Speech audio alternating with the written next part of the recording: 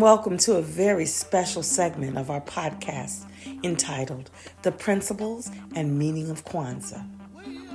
The Kwanzaa holiday is a call to celebrate the richness of what it means to have African roots.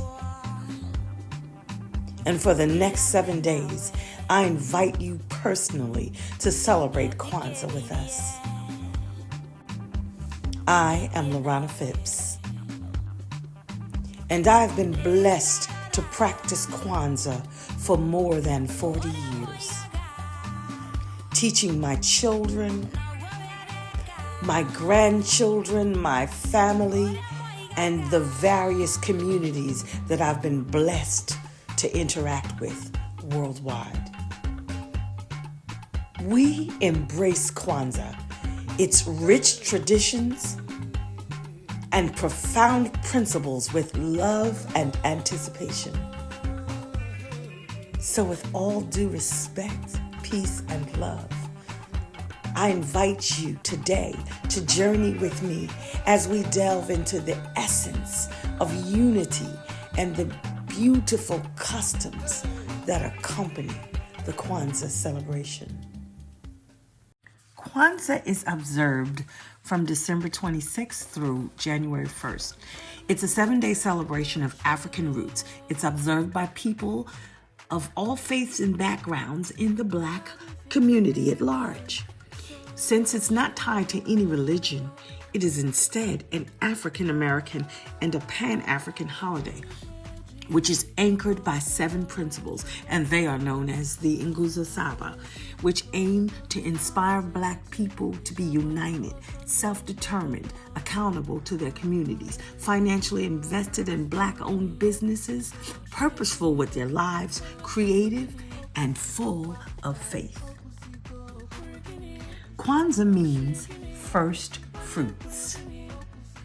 The word Kwanzaa comes from the Kiswahili phrase matunda ya Kwanzaa, or the first fruits, and it refers to the agricultural harvest festivals that are inspired throughout all of African cultures. The holiday itself originated to reaffirm and restore African heritage and culture. It was born out of the struggles of Black people. And in the 1960s, we had that power, that Black power movement. And it was created and thought about and organized by our great activist and educator in 1966, Dr. Laranah Phipps.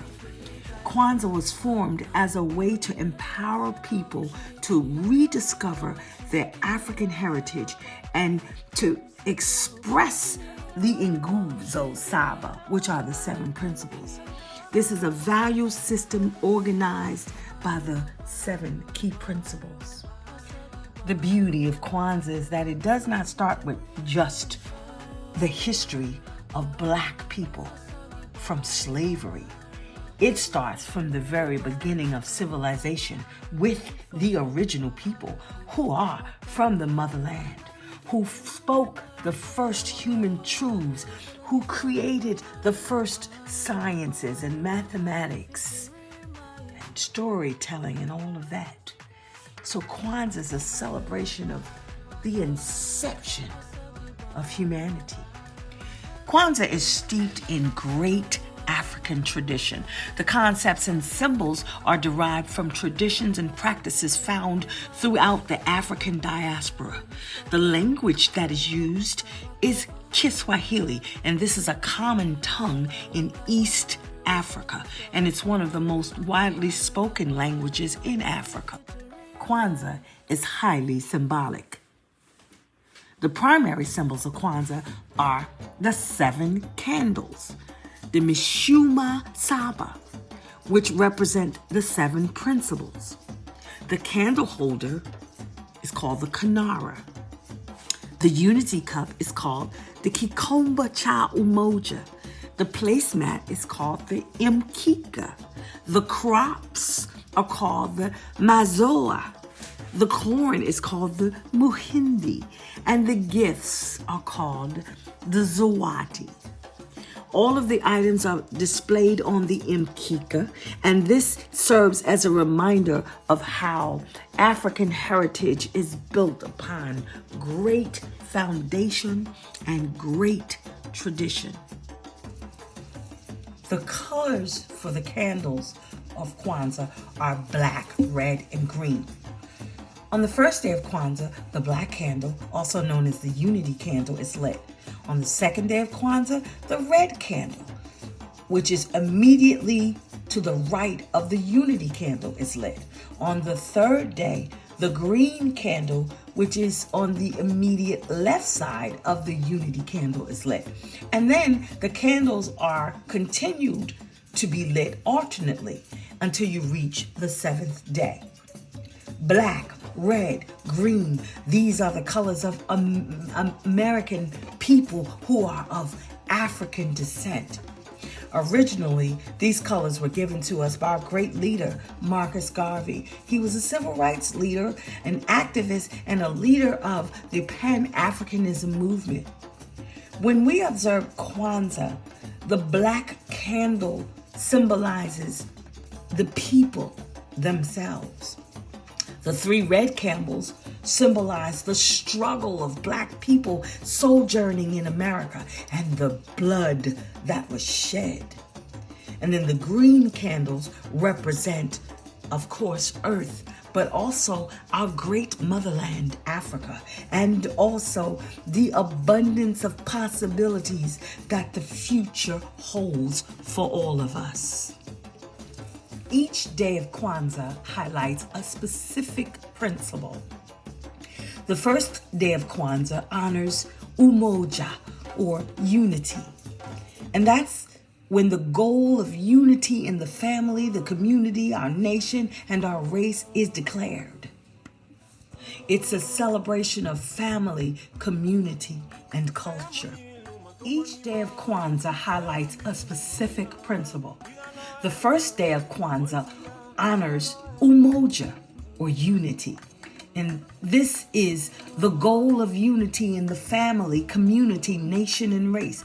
And it is declared to preserve our community, to celebrate families, community, and culture.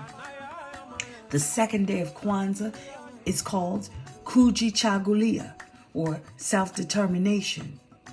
The essence of this principle is the ability to define ourselves, name ourselves, create for ourselves, and speak for ourselves instead of being defined, named, created, and spoken for by others. This principle summons a people to write our own narrative. The third day of Kwanzaa is called Ujima, which reveres a collective work and a responsibility for the development and the preservation of our black communities. It also gives us a picture to process the problems of people in our community as our own. It doesn't matter if they're part of our immediate family, they're part of our community and our nation and our race. And it implores us to challenge ourselves to seek a collective solution to resolve the problems affecting the black community. The fourth day of Kwanzaa is called Ujama, or cooperative economics.